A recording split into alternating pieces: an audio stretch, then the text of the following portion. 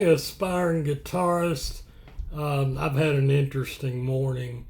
And so one of the shorts I put out was about starting to give some beginner guitarists some tips on playing chords and how they can make that better. Um, what? I don't have a lot of money and, flashing things on the screen, which is great. It helps. But I figured this will work and it costs a heck of a lot less. So let's talk about that D chord again and look at my other short video if you don't know how to make one. So here's the D chord. You can see it. Lifting up that, lifting up that. So that's second fret, third string, second fret. Whoa, gotta make the fingers work.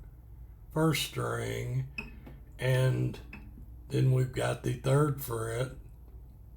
I can't make it work because of that dupe. That's my dupetrine finger.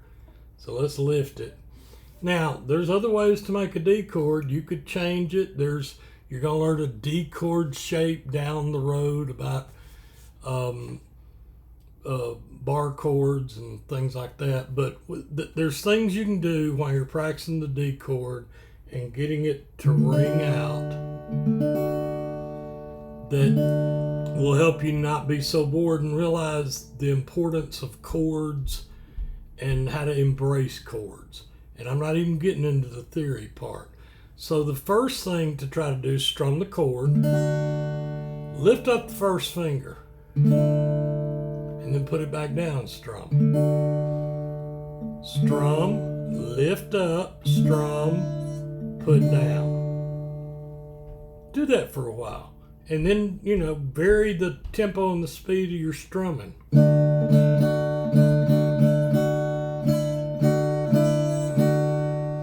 There's other things we're going to work on, like dropping the pinky in. Boom! Whoa, right there. Now, you may not be ready for that yet, but you get the same idea.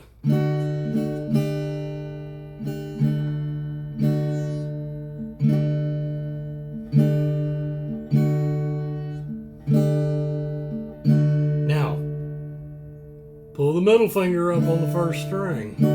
Alternate them.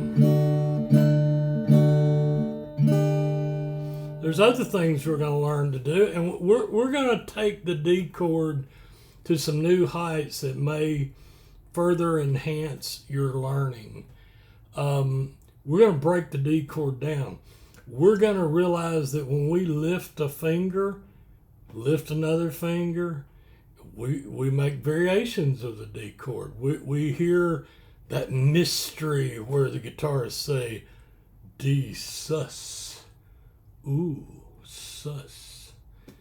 Well, that's suspended. And we're going to break that down and learn. We're going to learn about that the root note of the D chord is a D. That's the fourth string, which is a D. Remember, elephants and donkeys, D. That's the root note. And then you can tie that to those mysterious scales that they're just scales. They're just words. Once you know something, you're going to know it. We're going to talk about doing things with the D chord where we learn to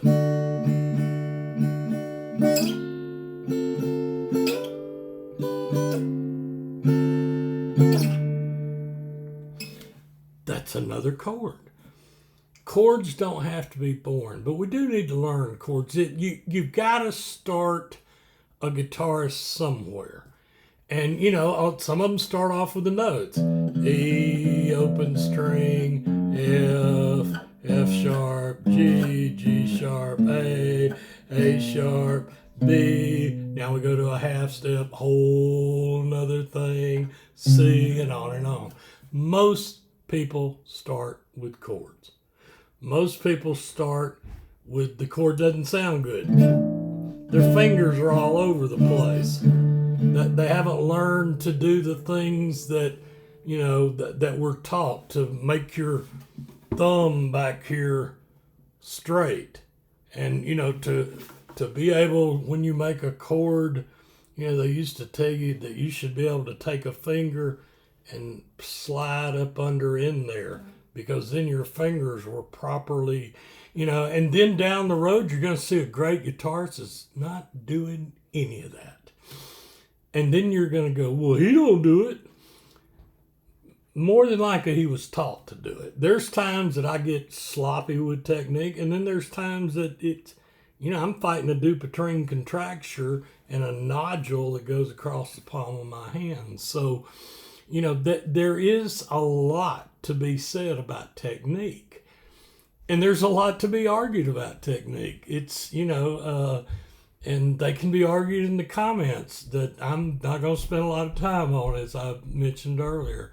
But we can do things with chords as you're learning them to make them easier to practice. And here's the thing, when you're a guitarist, I remember when I was, 11 years old, 12, and we're learning chords. Once I finally got one to ring out, you couldn't just quit.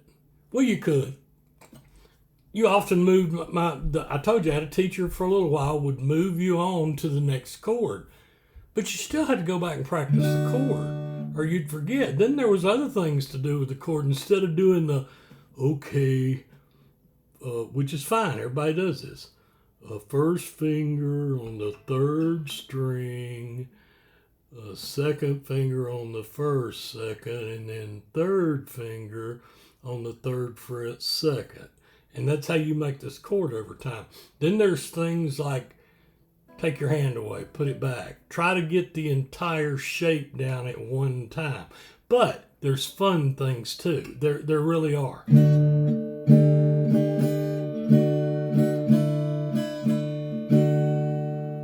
So let's make chords fun. I'm going to do some things that are going to be a real basic level. They're going to include a lot. I'm getting better at how to point looking at a monitor. But there's going to be a lot of really high-tech stuff, and all of this is so you have a blessed guitar journey. And hey, happy picking.